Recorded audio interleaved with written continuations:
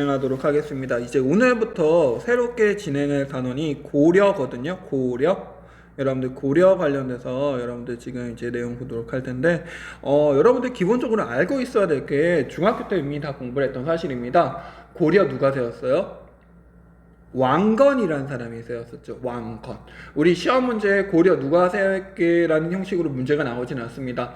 고려 건국자. 여러분들이 당연히 기본적으로 알고 있어야 되는 사실이고요. 이런 상황들은 선생님이 지금 수업 시간에 따로 설명하지는 않습니다. 여러분들이 만약에 기본적인 지식이 좀 부족하다. 지금 선생님이 수업을 좀 진행하다 보니까 중학교 때 나는 역사가 싫었기 때문에 굳이 공부를 안 했다 라고 하는 친구들이 제법 있더라고요. 그런 친구들은 교과서를 다시 한번 앞부분을 좀 살펴보는 것이 크게 도움이 되지 않을까라는 생각이 듭니다. 꼭 한번 살펴보도록 하세요. 선생님을 위해서 아니라 여러분들을 위해서 한번 그러길 좀 하기를 꼭 권합니다. 우리가 이제 여러분들 고려 관련돼서 진도를 나가도록 할 텐데요. 교과서 36페이지부터입니다. 고려 세 나라의 기틀을 마련하는데, 고려라고 하는 나라 전체적으로 이게 500년 가까이 되는 나라거든요. 이 나라를 우리가 단시간 내에 살펴보기가 굉장히 어렵습니다. 살펴보기가 어려운데 중요한 내용들만 조금 간추려서 우리가 설명을 하도록 할게요. 선생님 여기도 좀 써놓도록 하겠습니다. 교과서는 36페이지 피면 돼요. 36페이지 피면 되고요.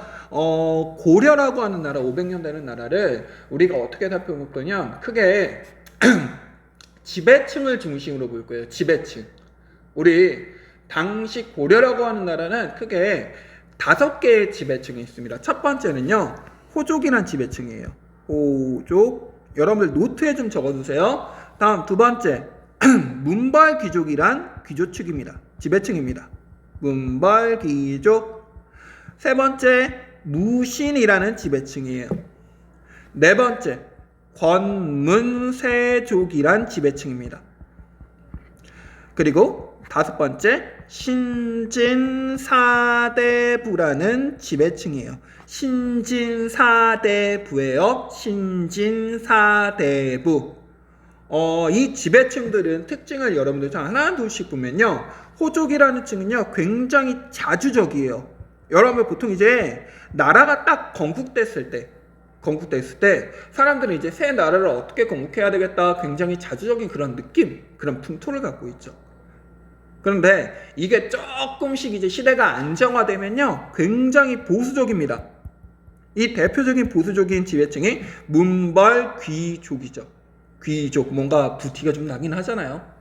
다음 세 번째, 무신이라는 계층인데, 무신은 여러분들 칼을 쓰는 사람들이죠. 칼 쓰는 사람들. 우리가 겉만 그렇게 고정관념을 가지면 안 되는데, 지금은 군인들이 굉장히 엘리트입니다. 여러분들 굉장히 뛰어난 그런 지식들을 갖고 있어야지 전쟁에서 이길 수가 있거든요.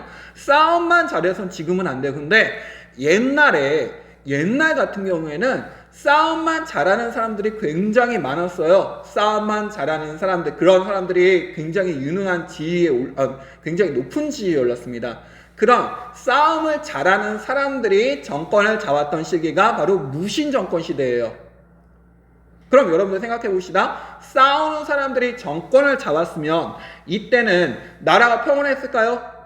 아닙니다. 이때 싸우는 사람만이 정권 잡았고요. 지금의 군인과는 달라요. 지금의 군인들은 머리도 똑똑하고 싸움을 잘해야지만, 왜? 전술이라는 게 있기 때문에. 근데 이 당시에도 전술이라는 게 그렇게 유능하진 않았거든요. 그런 상황에서 이들이 정권을 잡고 행사하니까 나라가 굉장히 흔들렸습니다.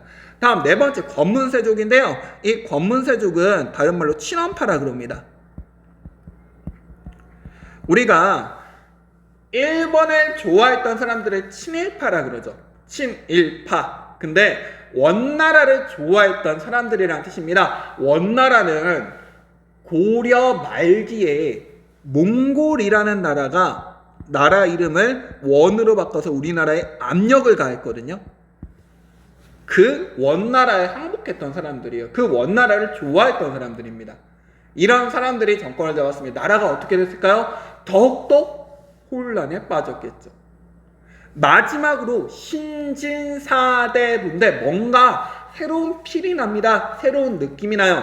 이들은 개혁적인 성격입니다. 선생님이 오리엔테이션 시간에 얘기했던 3시간, 우리가 복습하는 3시간은요, 이렇게 호족, 문발귀족, 무신, 권문, 세족까지 할 거고요. 신진, 사대부는 이제 조선으로 넘어가는 시대거든요. 조선으로 넘어가는 이 신진, 사대부는 조선 할 때 같이 설명을 할 거예요. 그렇기 때문에 여러분들 고려할 때는 크게 4개의 계층을 알아두면 됩니다. 호족부터 권문, 세족까지.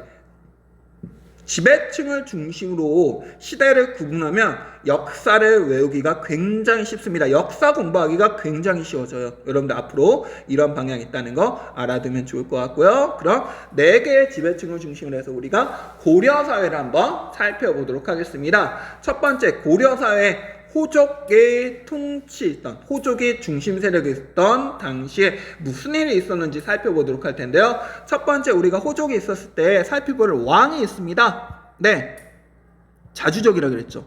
이때 광종이라는 임금이 있어요. 광종은 고려의 4대 임금입니다. 태조, 해종, 정종, 광종.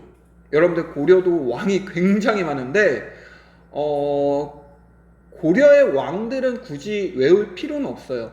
고려의 왕들은. 근데 조선의 왕들 순서는 니네가 알아둬야 돼. 조선의 왕들. 니네 외국 공부했잖아. 태정, 태세, 문단세, 예성, 예형. 갑자기 갑자기 당황스러운데? 태정, 태세, 문단세, 예성, 연중, 임명선 그러면서 외웠던 거 있잖아요. 그거 그냥 여러분들 조선시대는 왕들은 여러분들이 기본적으로 조금 알고 있어야 돼요. 선생님이 따로 검사는 안 할 텐데 한번 여러분들 기본적으로 알고 있어야 되니까 생각이 듭니다. 고려시대 광종 4대 임금인데요. 1대, 2대, 3대는 뭐 했는지 몰라도 돼요. 4대 임금 광종 뭐 했는지 봐야 됩니다. 광종이요, 우리 교과서에 보면 나오거든요. 쭉 보면은 건국 초기에 혼란을 어떻게 수습하였을까라고 되어 있습니다. 건국 초기에 혼란 되게 많죠. 보통 나라들이 건국한 다음에 굉장히 좀 흔들리거든요. 그때 광종이란 임금은요, 왕권을 강하게 노력하였다. 첫 번째, 노비양거법을 실시하여 호족들의 힘을 약화시켰다. 두 번째, 과거제를 실시했다 라고 되어 있죠. 2개 알아둬야 돼요. 첫 번째, 노비안검법.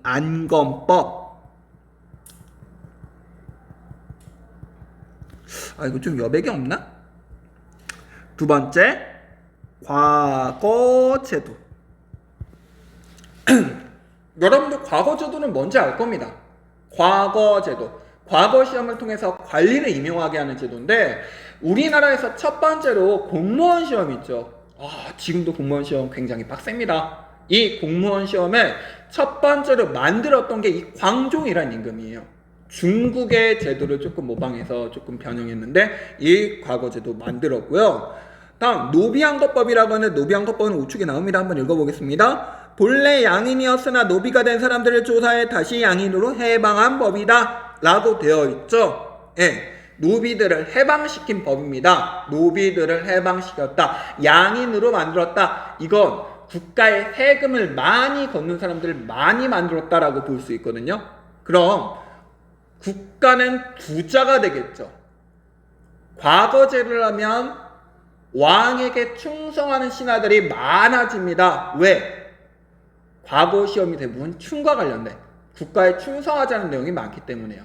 그럼 이런 것들을 하면 왕권은 강해질까요? 약해질까요? 강해지죠. 여러분들 한국사는요, 따로 외우려는 것보다 그 시대의 상황, 그런 것들을 한 번씩 쭉 보면은 자연스럽게 이해가 됩니다.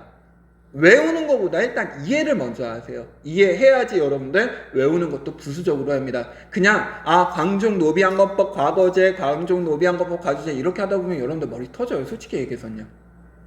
아무튼 광종 때 이러한 제도로 왕권 강화를 했고요. 그리고 이걸 어느 정도 완성시킨 임금이 성종이거든요.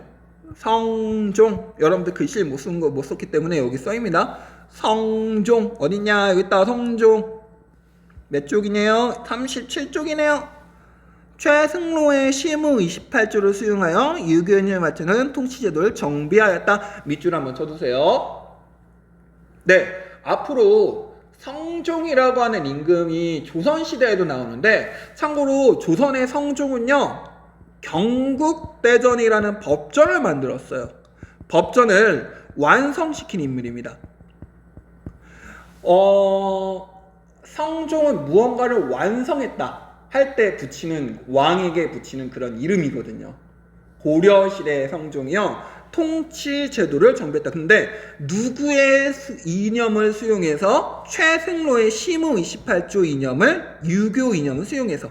그럼 최승로의 시무 28조가 뭐냐? 교과서 39페이지 나옵니다. 39페이지 넘겨볼게요. 넘겨보세요. 39페이지 보면 다음 자를 읽고 탐구활동을 해보자 라고 되어 있습니다. 우리나라는 봄에 연등해를 열고 가을에는 팔간해를 개천합니다. 연등해, 팔간해 밑줄 한번 쳐두고요. 이거는 고려시대에 써주실게요. 고려의 불교 행사예요. 고려의 불교 행사. 이 고려의 봉사 행사인 연등해와 팔관해를 개최하여 사람들의 널리 징발의 노역이 대단히 번거로우니 원컨대 이를 대폭 줄여 백성의 수고를 덜어주십시오. 그럼 고려의 불교 행사를 많이 하자는 거야, 하지 말자는 거야? 좀 줄이자는 거지. 그런 걸로 성상께서는, 여기 성상은 임금을 뜻하는 거예요. 임금은 날마다 하루하루 상가시고 스스로 교만하지 않으면 신하를 달 때 공손하시고 법대로 논의하시는 태평의 위험을 곧 기대하실 수 있으실 겁니다 라고 되어 있고, 이게 유교의 내용이거든. 기억을 믿는 것은 자신을 닦는 근본이고 리은을 행하는 것은 나라를 다스리는 근원입니다. 자기 자신을 닦는 것은 다음 생을 위한 바탕인 나라를 다스리는 일은 오늘의 급선무입니다. 불교 대신에 무엇을 강조한다? 유교를 강조한다. 여기 답 그대로 있지? 써. 답 있는 거 확대시켜줄게. 써요. 썼어요? 썼냐? 썼죠? 다음 두 번째 과제 좀 줄게요. 두 번째 과제. 여러분들 첫 번째 과제 이제 대부분 하지 않았을까 생각합니다. 고려까지의 고려까지의 인물들 중에서 인물 탐구했고요. 두 번째 과제요, 바로 이거예요. 위 상수문을 참고하여 정부에 건의할 개혁안을 4개 조항만 작성해 보자라고 되어 있습니다. 3개 조항만 작성해 보자. 네, 써보세요. 한번 써봐. 한번. 과제야. 내 이메일로 보내. 내 이메일 번호 이메일 주소 다시 알려줄게.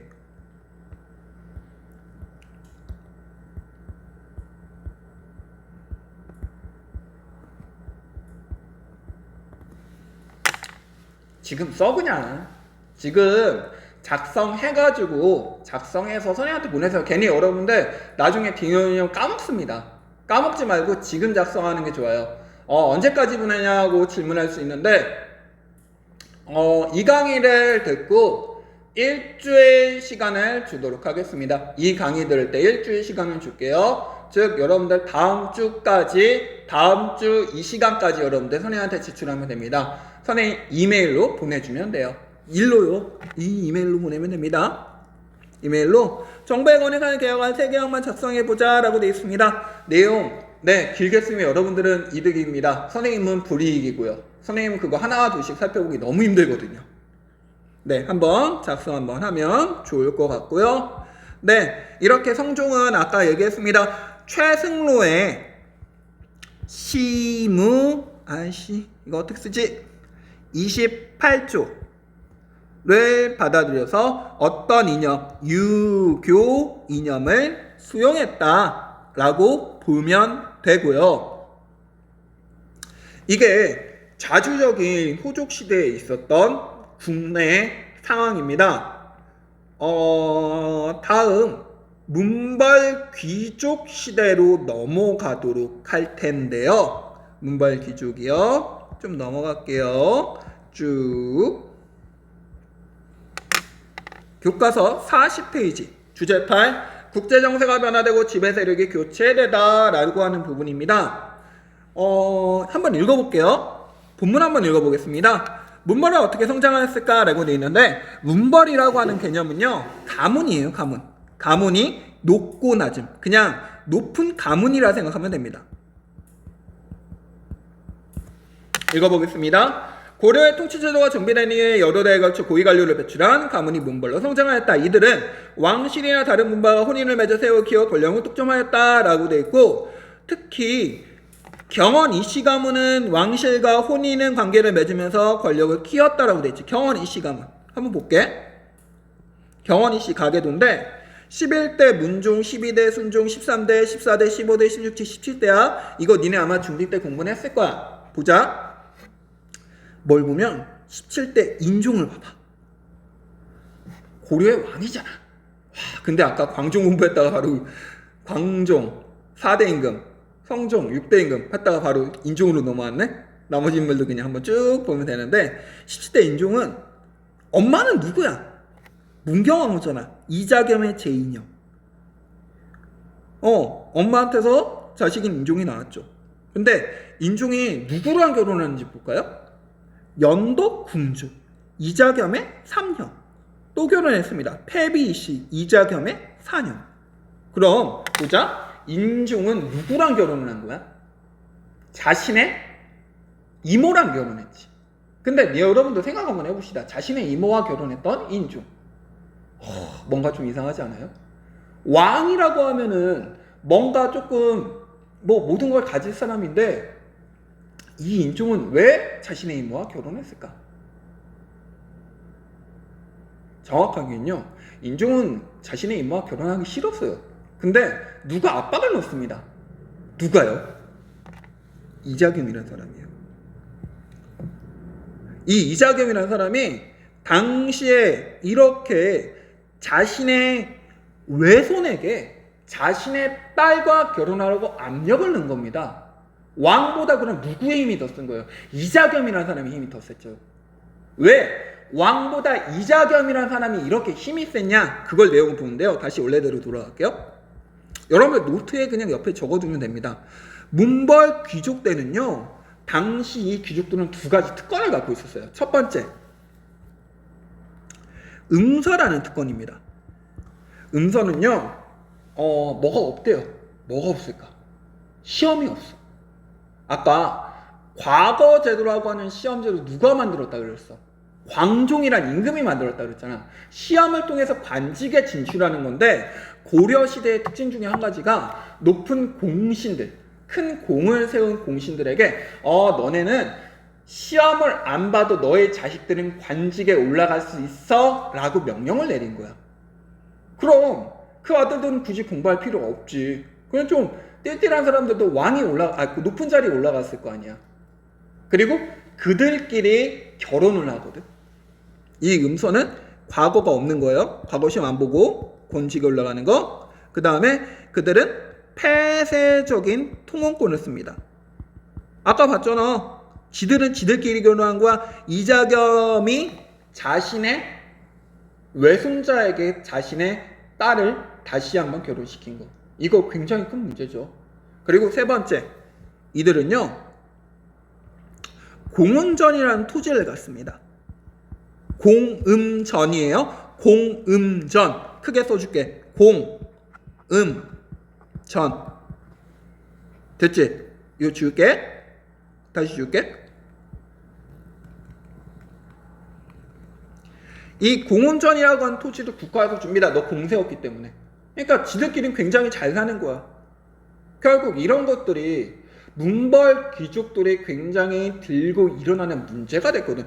굉장히 보수화된 사회가 됐거든. 그러니까 이에 대해서 당시 이자겸이라는 사람이 이자겸이 왕위를 노린다는 소문까지 났어. 그래서 이 이자겸의 난이라는 것도 이어졌지. 아무튼 이렇게 이자겸의 난까지 발생하면서 문벌 귀족 사회는 굉장히 흔들렸어. 그럴 찰나에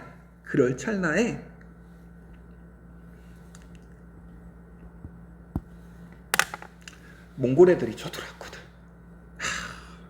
이 몽골이 싸움을 굉장히 잘해. 너희 징기즈칸이라고 알아? 징기즈칸? 징기즈칸. 나 때는 이거 가지고 굉장히 노래도 부르고 그랬거든. 징기즈칸 뭐 그러면서 노래를 불렀는데 이 징기즈칸이 싸움을 진짜 잘해. 그래서 지금 우크라이나랑 러시아랑 막 싸우잖아. 러시아 영토가 굉장히 넓거든. 그 러시아 영토보다 훨씬 더 많은, 훨씬 더 넓은 영토를 차지했던 것이 바로 당시 이 징기즈칸이 했던 일이거든. 징기즈칸이. 근데 이 징기즈칸이 고려까지 쳐들어온 거야. 고려까지. 이때 당시 나라를 지키고 있던 게 이 무신들이거든. 그때 이 무신들이 어떻게 집권했냐면은 봐봐. 아까 문벌기족이 굉장히 조금 보수화되고 지들끼리 굉장히 나쁜 짓들 많이 했다 그랬잖아. 이들은 싸움을 해? 싸움 못해. 무신들은 싸움을 해. 근데 무신들을 굉장히 무시했어. 아이 저놈들은 싸움만 잘할 줄 알지 아무것도 할 수 없는 거 아니야 라고 하면서 무신 중에서 대장군이 있는데 그 무신의 대장군의 뺨을 그냥 지나가다가 얘 저 싸움도 되게 못하네? 그러면서 뺨을 때리기도 한단 말이야. 굉장히 낮았던 내시가. 여러분들 또 내시 하면은 또 별의별 생각들 다 할 텐데, 네, 내시는 고려시대 내시는 여러분들 정확하게 얘기하면은 고자는 아니었습니다. 뭐 어차피 남학생들이 있으니까 뭐 그냥 얘기를 하긴 하는데 고려시대의 내시는 그냥 일반적인 그냥 신하예요. 나 조선시대 들어서 그게 명나라 중국의 영향을 받으면서 점차 이게 내시들에게 궁영이라고 하는 그런 것들을 좀 시키기도 했죠. 아무튼 여러분들 그거는 뒤로 좀 넘어가면 될 것 같고요. 그 내시라고 하는 굉장히 낮은 신분의 신하 문신이 무신의 대장군의 뺨을 때리는 일을 발생하니까 이에 대해서 무신들이 열받은 거야. 야, 문벌기족도 전부 다 죽여버리자 라고 하면서 당시 무신정변이 발생했었거든. 이게 무신정변이 보현원이란 데서 일어났어. 보현원. 그냥 이름 하나 기억은 해줘야 될 것 같아. 보현원. 그 다음에 수많은 무신들이 계속해서 정권 다툼을 벌였는데 그들 이름 물론 기억하면 좋아. 그들 이름이 몇 쪽에 나왔냐면 보자. 그들 이름이 어디 나올까요? 안 나오나? 안 나오네? 안 나온다 얘들아. 그들 이름이 되게 많은데 그 이름도 솔직히 몰라도 돼. 근데 얘네는 좀 기억해둬야 돼. 누구냐면 좀 확대 좀 하자. 지울게. 그리고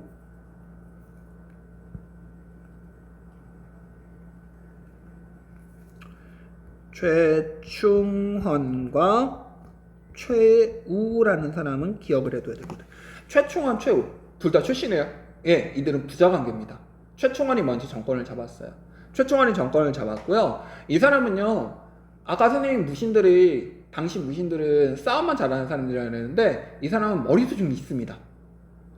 나는 무신인데 뭔가 여태까지 있었던 무신들과는 좀 달라 라고 하면서 스스로 정치 체제를 하나 만들어요. 그 정치 체제를 우리는 교정도감이라 그럽니다. 정부 기구예요. 이 교정도감을 통해서 장신이 고려에 원래 통치제도가 있거든요. 그 통치제도와는 전혀 다른 동떨어진 그런 정치 체제를 운영합니다. 자신 마음대로 정치를 한다는 얘기예요. 더욱 나아가서 최우라는 사람은요, 정방이라는 기구를 만들거든요. 정방은 한마디로 자문기구예요. 자문기구. 얘네가 무식하잖아, 솔직히. 어느 정도. 그러니까 문신들의 도움을 받겠다는 거야. 최충헌과 최우는 문신들을 공격하고 일어났던 무신도 있지만 지네들끼리 정치를 한다는 게 어렵다는 걸 아는 거지. 그래서 문신들의 도움을 받기 시작했던 거고. 그럴 찰나에 누가 쳐들어왔다고? 몽골이 쳐들어왔지. 몽골이 쳐들어오니까 이에 대해서 당시 고려의 최씨 정권은 어떻게 하냐? 강화도로 천도했거든. 강화도, 천도. 참고로 고려의 수도는 개경입니다. 개경. 지금 개성이에요. 이 개성의 수도를 잡았던 당시 고려가 강화도, 도면 섬이죠. 섬으로 천도했는데, 천도한 이유는 이 강화도가 섬이잖아. 바다를 건너야 되잖아. 몽골이 싸움 겁나 잘한다 그랬지. 근데 얘네가 말만 잘 타는 거지 실질적으로 싸움, 육지, 해전은 못 하는 거야. 해전은. 그걸 고려가 갈파해서 이렇게 한 거였거든. 근데 봐봐. 지배층은 강화도로 천도를 했어. 그럼 나머지 육지에 있는 사람들은 망하는 거지 솔직히. 아니 몇십 년 동안 당시 지배층이 이렇게 강화도로 천도해서 자 우리 몽골과 싸웁시다 라고 했지만 실질적으로 정부군이 남아있던 것들은 거의 없었단 말이야. 이 정부군들이 굉장히 고려 조선 아니 그 몽골과의 싸움에서 대패를 했고 실질적으로 남아있던 사람들 중에서 우리가 승자들을 조금 기록해보면 김윤우라고 하는 사람이 있어. 김윤우는 좀 알아둬야 돼. 이 사람이 승려거든? 승려인데 당시 첫 번째로 참고로 고려 몽골은요 7차에 걸쳐서 우리나라를 쳐들어왔어요. 7번 걸쳐서. 첫 번째 쳐들어왔을 때 총 대장이 살리타라는 사람이거든. 살리타를 죽였죠. 살리지 못했죠. 활로 쏴서 죽여버렸습니다. 그리고 김윤우는 스님에서 대장군이 되기도 했고요. 7차례나 아까 싸웠다 그랬죠. 7차례나 쳐들어왔다 그랬죠. 네, 지배층이 이렇게 도망갔기 때문에 실제로 김윤우 같은 사람이 많지 못했습니다. 계속해서 싸우면서 졌거든요. 싸우면서 지으니까 마지막에 그 고려 조정에서는 우리 이제 그만 항복합시다 라고 얘기해서 몽골에 얘기해요. 우리 그만 너희랑 항복할게 라고 하면서 수도를 다시 옮겨요. 수도를 다시 개경으로 옮기는데 이때 당시 최후와 최충원을 따랐던 무신정권의 일축인 삼별초라는 곳이 삼별초라는 집단이 항쟁을 하기도 합니다. 이 삼별초가 강화도에서 진도 그리고 제주도로 옮기면서 당시 몽골군에 항쟁을 했었다 라고 하는 거 여러분들 조금 기억하면 좋을 것 같고요. 네, 아무튼 이렇게 무신정권이 열심히 싸웠다가 결국에 무신정권은 중간에 또 최충원과 최후가 그렇게 죽은 최충원과 최후 뒤에서 좀 유명한 장군들이 나오진 않았어요. 그래서 중간에 그냥 최신정권은 무너졌고요. 그 다음 무신정권도 무너졌습니다. 이제 무신정권이 뒤를 세워서 집권했던 사람들이 권문세족인데 권문세족 아까 얘기했죠. 권문세족은 원나라를 좋아했던 사람들. 원나라를 좋아했는데 우리나라가 지금 결국 몽골이 나중에 원나라가 됐다고 그랬죠. 원을 굉장히 그 내정 간섭을 받아요. 내정 간섭.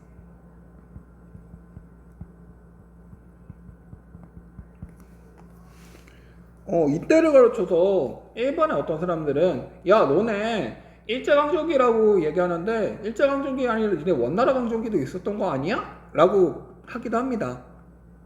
그러면서 당시 내정 간섭을 벌이는 일환으로 그들이 정동행성이란 기구를 설치하기도 했어요. 근데 이 정동행성이라는 것은 일본 원정을 위한 거거든.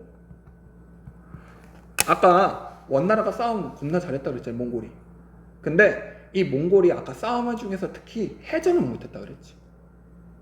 다른 육지에 있었던 나라들은 전부 다 몽골에 항복을 했어. 몽골이 근데 지금 원나라로 이름 바꿨다 그랬지. 근데 바다에 있었던 일본 섬나라잖아. 얘네는 몽골이 싸움 해전 못하는지 알아. 야 니네 싸움 해전 못한다며 들어봐 막 하면서 몽골 약올리는 거야. 그러니까 몽골이 어우 열받네 라고 하면서 고려한테 야 고려 니네 우리한테 항복했지. 배 만들고 니네 해군 이용해서 우리가 일본 박살내보자 라고 해서 대병군을 고려 원나라 연합군이 일본을 쳐들어갔거든. 근데 일본 쳐들어가는 길에 그만 한번 싸운 다음에 그 배들이 박살났어. 왜? 일본에 태풍이 많이 불잖아. 그 일본에 태풍이 많이 불 때 그만 그걸 잘 모르고 있었던 고려와 몽골의 원나라 연합군이 배에서 그냥 정박하고 있다가 배가 전부 다 빠개졌거든. 거기 약 10만 명이 타는데 10만 명이 다 죽었어. 그걸 보고 일본 애들이 와, 우리나라는 신의 국가다. 우리나라는 굉장히 바람의 나라다. 와, 대일본 제국 만세. 그런 거거든. 정확하게 조금 각색하긴 했지만, 그러면서 그들이 신풍이라고 하는 것을 굉장히 강조했고, 그게 뭐야? 가미가제라는 거야. 혹시 들어봤는지 모르겠어. 이런 가미가제 때 내정 간섭했던 일본 원정을 위해서 만들었던 정동 행성이 우리나라의 내정 간섭에 조금 영향을 미쳤고요. 그러면서 굉장히 많은 것들이 좀 변합니다. 좀 내용 좀 볼게요. 어디 갔냐? 원간섭으로 통치체제에 어떤 변화가 일어났을까? 교과서 53페이지 봐봐. 53페이지. 53페이지 보면은 원은 다류 가치를 파병해 고려의 내정에 간섭하였다. 통치체제를 제국에게 바꿀 것을 요구하였다. 이에 고려는 정독 용실용에서 중앙부사의 격까지 갖추어야 됐다. 정동행성이 역할을 미쳤다. 라고 되어 있지. 그리고 밑에 보면은 1번 원정에 동원되어 군사는 물려 송관되었다. 수많은 사람들이 공려와 한간으로 끌려갔다. 그리고 고려양이 유행하였다. 그리고 권문세족이 등장하였다. 이때 권문세족 대표적인 사람 얘기를 한번 써줄래? 기철이. 야, 근데 이게 되게 웃긴 게, 내가 옛날에 중딩 때, 중딩 때 맞나? 아니, 군대 있을 때인가? 그때 검정공신이라는 만화가 유행이었거든? 그때 거기에 기철이 기영이가 나왔어. 근데 지금도 이거 기철이를 알대? 니네들이? 그래서 굉장히 특이하다 생각했는데, 이 기철이라는 사람은 니네가 아는지 모르겠어. 기왕후의 오빠라야. 기왕후. 이 기왕후라는 사람도 굉장히 특이하거든. 옛날에 MBC에서 하지원이라는 배우가 이 기왕후의 역할을 맡아서 나온 드라마가 있어. 근데 그 드라마에서 기왕후를 굉장히 높게 쳐줬는데, 야, 그거 보면서 굉장히 좀 이건 아닌데? 라는 생각이 좀 들었었거든. 기철이는요, 나쁜 놈입니다. 보면은 권문세족의 특징이 있죠. 친파도 나쁜 놈인 것처럼 친원파도 나쁜 놈이야. 두평사 정방을 장악하고 불법적으로 농장을 확대하고 국가의 농민을 위해 국가 재정의 위기를 갖고 왔다. 라고 되어 있잖아. 그걸 옆에서 방조했던 사람이 기왕후거든. 기왕후는 중국 원나라의 황후가 됐던 여자예요. 우리나라의 공녀가 중국 원나라의 황후가 됐던 거죠. 그런 기철이를 포함한 권문세족이 내정 간섭이 굉장히 복잡집니다. 다시 원래대로 돌아가면요. 어디 갔냐? 여기 있다. 이런 내정 간섭 때 이걸 해결하려고 하는 임금이 있었거든요. 그 임금이 누구냐? 바로 공민왕이야. 공민왕은 앞에 있었던 광종이랑 비슷해. 광종이 노비왕법부터 했었잖아. 그거랑 마찬가지거든. 이 공민왕은 딱 고려의 왕으로서 우리 원래 왕건이 세운 나라인데 원나라에게는 영향을 받으면 돼? 라고 하면서 친원 정책을 폐지하고, 그 다음 영토를 회복하고, 그리고 신돈이라는 사람을 등용해서 전민변정도감이라는 걸 만들기도 합니다. 이 전민변정도감이 앞에 나왔던 노비왕법과 비슷하다 생각하면 돼. 전민변정도감. 그리고 친원파를 제거했지. 그럼 기철이 어떻게 됐다? 기철이 죽여버렸어. 이게 고려시대의 중요 정치적인 변화라고 볼 수 있어. 정치적인 변화. 이게 여러분들 고려시대의 500년에서 핵심적인 내용들만 좀 담았고요. 와, 이거 진도가 큰일이다. 34분인데 34분 녹음을 찍었는데 16분 남았는데 조금 더 할까?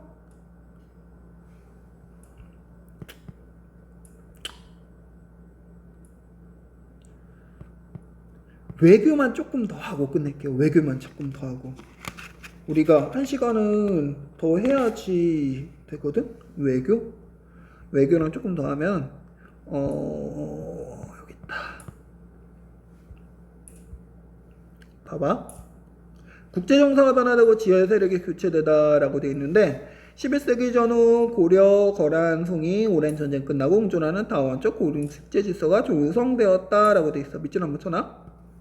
고려는 귀주에서 승리하였지만 했는데 귀주 대첩 너희들 알고 있지? 강감찬. 볼게. 강감찬이 뭐냐면은 이제 외교 관련돼서 쭉 보면은 외교도 마찬가지야. 지배층 중심으로 봐야 되거든. 호족이 지배하고 있을 때 자주적이잖아. 이때 거란이라고 하는 이민족이 쳐들어왔어. 거란. 아이씨, 여기다 쓸까? 여기다 쓰자. 그래. 거란. 이 거란이라고 하는 이민족은 착해. 솔직히 얘기해서. 우리나라가 솔직히 좀 못됐어 이때. 봐봐. 이 거란이라고 하는 이민족. 이 민족이 쭉 해서 고려를 침략합니다. 근데 거란이 고려를 왜 쳐들어왔냐면은 여기 보면 중국에 송이라는 나라가 있지. 이 중의 송나라가 원래 진짜 이 싸움 잘하는 나라야. 중국의 원래 나라, 한족이 세운 나라. 그런데 얘네는 싸움을 겁나 못해. 거란은 싸움을 잘해. 쭉 해서 송나라를 치려고 그러는데 송나라를 치려고 그러니까 뒤에 고려가 굉장히 거슬리네. 그래서 무려 3번에 걸쳐서 고려를 쳐들어가서 고려한테 야 우리가 송나라를 칠 때 니네들이 뒤에서 우리 뒤통수 안 치면 좋을 것 같아 라고 하면서 항복을 요구했던 거야. 어찌 보면 당연한 거지. 근데 이에 대해서 고려는 맨 처음에 어떻게 했냐? 맨 처음에